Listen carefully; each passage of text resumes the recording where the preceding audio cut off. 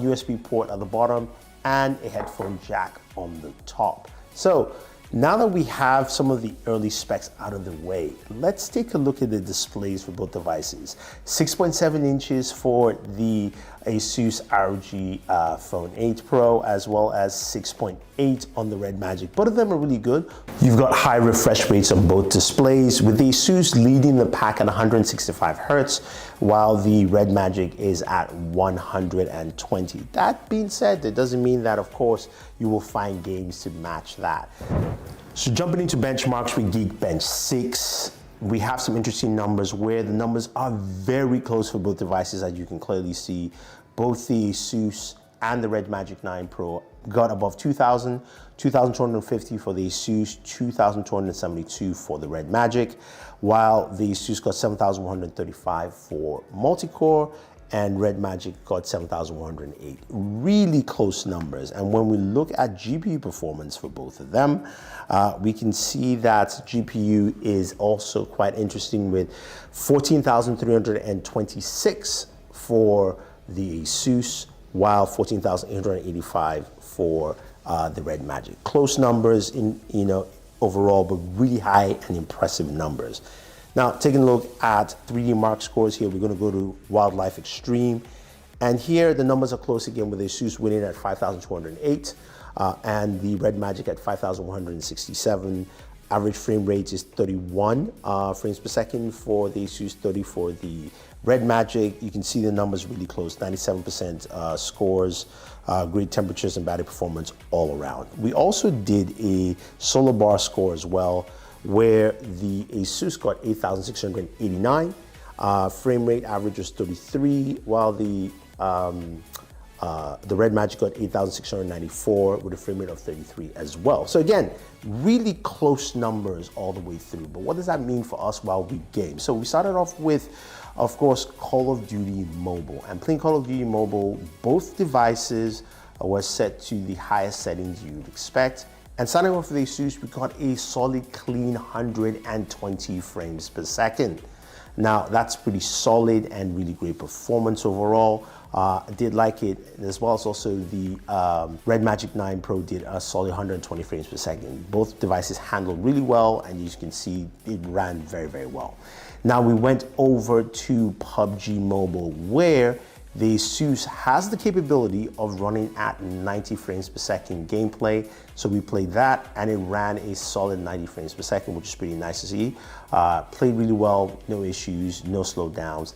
Then with the Red Magic 9 Pro, we couldn't do that, but we were able to do both smooth, extreme at 60 frames per second, locked solid, and then of course Ultra HD Ultra at 40 frames per second. Again, that ran well, that did good. Now some would say that is better with the Asus, but I just think it's something where the game has to be optimized, or at least updated, for the Red Magic to actually hit those numbers, because in terms of benchmarks, they're pretty much the same. Now, when we move over to Genshin Impact, this is where I also included some of my temperature tests. Asus ROG Phone 8 Pro, this did a solid 60 frames per second for 30 minutes. Now, you could see the press announcements from both companies. They talked about how they can play Genshin for 30 minutes at 60 FPS. What I wanted to see was what temperatures would be with the new cooling chambers with the Asus device.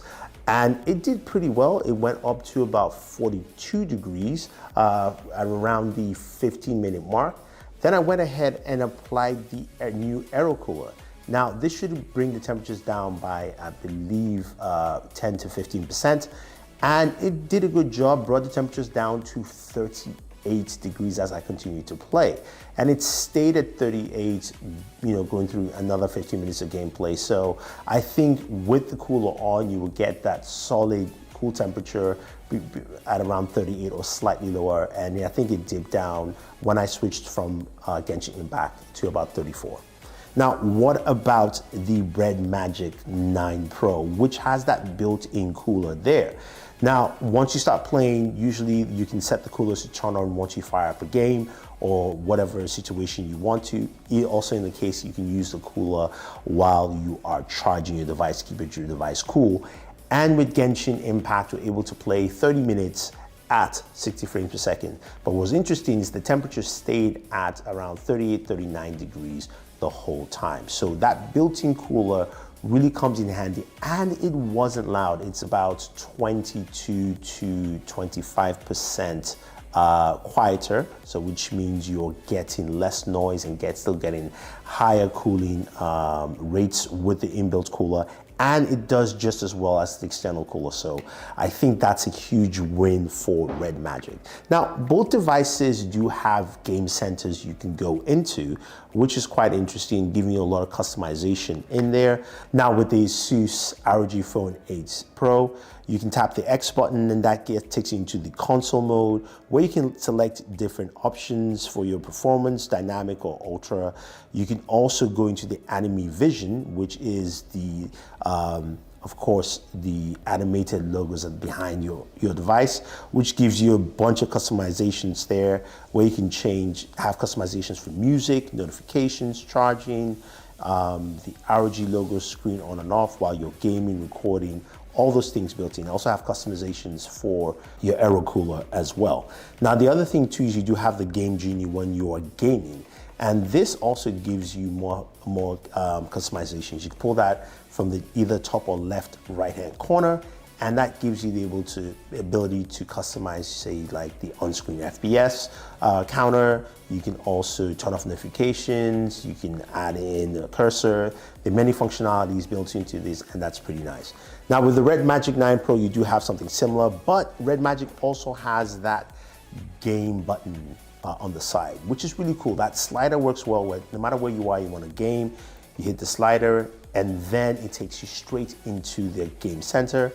The Red Magic Game Center allows you to customize everything for each game, fully customizable, and also some really great plugins, including one for Diablo mode, which is a higher performance mode that moves your clock speed up to 3.3 gigahertz per second. And it has similar features when you go into your game, where you can swipe from the left twice, and that will bring up your in-game menu, and you can do a lot of customizations with the trigger buttons as well as some of the game functions as well, which is pretty nice. Now, some of you ask about emulators. Now, Snapdragon 8 Gen 3 runs emulators really well, and you only see that performance all the way through. Looking at PSP emulator playing God of War there, it ran well on both the Asus as well as the Red Magic, 60 frames per second, 10x resolution on both devices, really solid. You can see how well it handles on the Asus as well as also the Red Magic. And moving over to the GameCube emulator, Dolphin emulator, played F-Zero GX, which ran at 60 FPS, as well as also Star Wars Rogue Leader, which also ran at 60 FPS, although I did have to drop it down to 1080p for those two GameCube games, which also did the same on the Red Magic as well. So performance for emulators for both of them were really solid, and I think a lot of people will like that. Now, as you're gaming, audio is really important, and I want you guys to take a listen to the speakers of both devices to see how well they sound.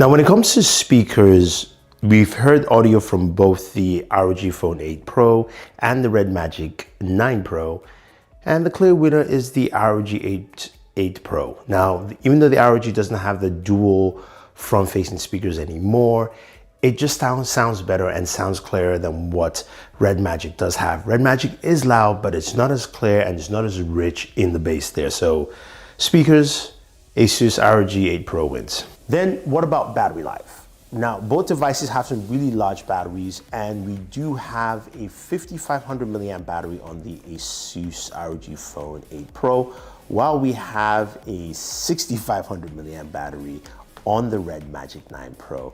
And that 6500 milliamps really showcases on the Red Magic. That battery lasts a really long time, and it is great for all use cases. So in terms of battery life, it takes the cake here, even though the Asus Red Magic 8 Pro has a really good battery. So the last thing I want to talk about are the cameras. Now, the Asus has talked about how they've actually gone past gaming and giving you flagship cameras on your device. So I want to see how it stands against the Red Magic 9 Pro.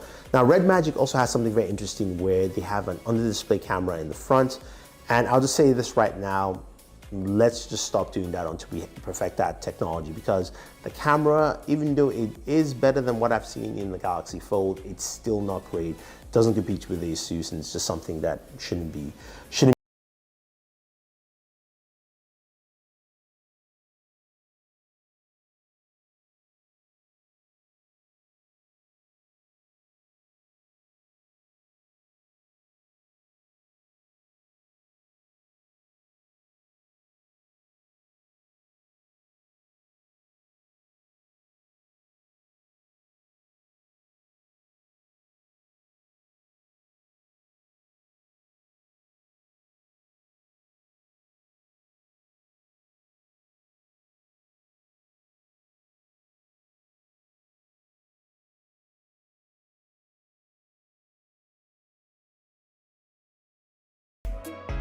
Honestly, I think the image quality is very similar, with the Red Magic winning in some situations and Asus winning in others as well. So I'm not sure where the leg up is for Asus in the camera department. I think some of the video is better, but I want to know what your thoughts are. And I want to know what your thoughts are in general between two devices here.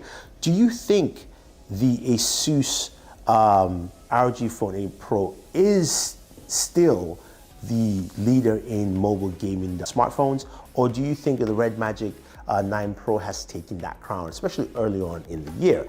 Now, the reason I say that is also when you look at price, the Asus ROG Phone 8 Pro is priced at $1,099, while the Red Magic, you can get it for about $920. Now, Asus also goes up to 24 gigabytes of RAM, 1 terabyte of storage. So let me know your thoughts, guys. Who do you think won this battle vid? Don't forget to like, share, subscribe, and always enjoy your entertainment.